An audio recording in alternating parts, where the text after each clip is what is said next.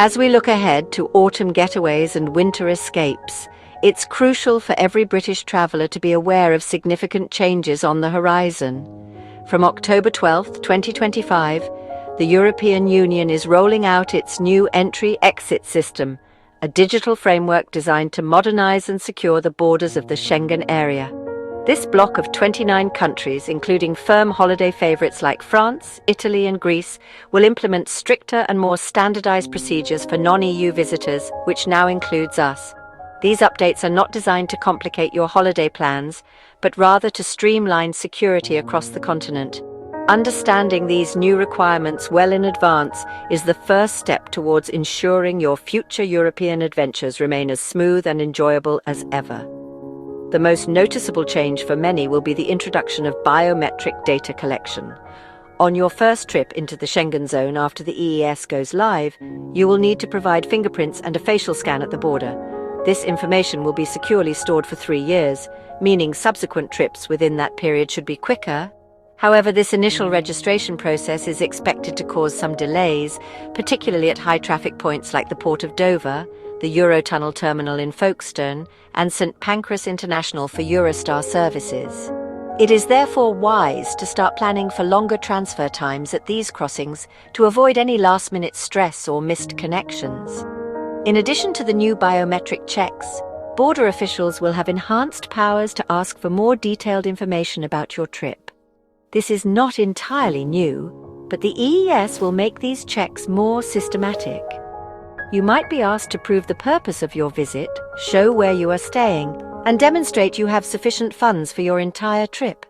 Having documents like hotel booking confirmations, proof of financial means such as a recent bank statement, and a confirmed return or onward ticket readily available, perhaps on your phone or as a printout, will be more important than ever. Being prepared to answer these questions politely and provide the necessary evidence will help facilitate a swift passage through border control. These new rules apply uniformly across the Schengen area, whether you are driving to France, flying to Germany, or taking a cruise that stops in Italy. The system is designed to create a single, cohesive border policy for short-stay visitors. It will digitally track your entries and exits, automatically calculating how many days you have spent within the zone. This replaces the old, sometimes inconsistent, manual passport stamping process. The key takeaway for all UK travellers is that preparation is paramount. Familiarising yourself with these changes now will prevent any unwelcome surprises at the border and allow you to focus on what truly matters, enjoying your well-deserved holiday. Your passport is the single most important document for any international trip, and under the new Schengen rules, its validity is subject to 2 very specific and strict conditions. Getting either of these wrong could result in being denied boarding at your UK airport or turned away at your destination. The first rule concerns the issue date of your passport. It must have been issued less than 10 years before the date you intend to enter the Schengen area. This is a critical point for anyone holding a passport that had extra months added to its validity when it was renewed, a common practice before September 2018. You must check the date of issue and ensure it is not more than a decade old on your travel day. The second condition relates to your passport's expiry date, and it is just as crucial. Your passport must be valid for at least 3 months after the date you plan to leave the Schengen area. For example, if you intend to return to the UK on November 1st, 2025, your passport must not expire before February 1st, 2026. This rule provides a buffer for any unexpected travel delays, ensuring you have a valid travel document for the duration of your stay and beyond. Border officials will check both the issue date and the expiry date, and there is no flexibility on these requirements. It is your responsibility as the traveller to ensure your document meets both criteria before you head to the airport.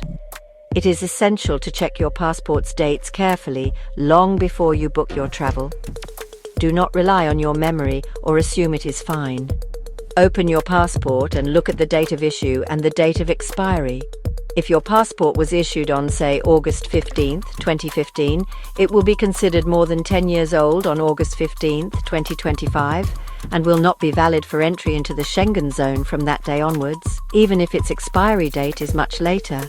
If you find that your passport does not meet either of these two rules for your planned travel dates, you must apply for a renewal as soon as possible, as the process can take several weeks. Failing to meet these passport requirements will have serious consequences. Airlines are obliged to check your documents before you board and will refuse travel if your passport is not compliant, with no right to a refund for your flight. Even if you somehow slip through the net at check-in, you will almost certainly be stopped at the border in your destination country. Being denied entry is a stressful and costly experience, resulting in an immediate return journey at your own expense. A simple 10-minute check of your passport now can save you from immense disappointment and financial loss later, ensuring your travel plans go off without a hitch. One of the most significant post-Brexit changes for UK travellers is the 90-180-day rule for visiting the Schengen area. As a British citizen, you are permitted to stay in the zone for a maximum of 90 days within any rolling 180-day period without needing a visa. This allowance covers a wide range of activities, making it suitable for most holidays and short trips. You can use this time for tourism, visiting friends or family, attending business meetings or conferences, or even undertaking short-term study courses that do not require a specific student visa. The key is that this 90-day limit is cumulative, counting all your days spent across any of the Schengen countries combined. The rolling 180-day period can be confusing, but it is vital to understand.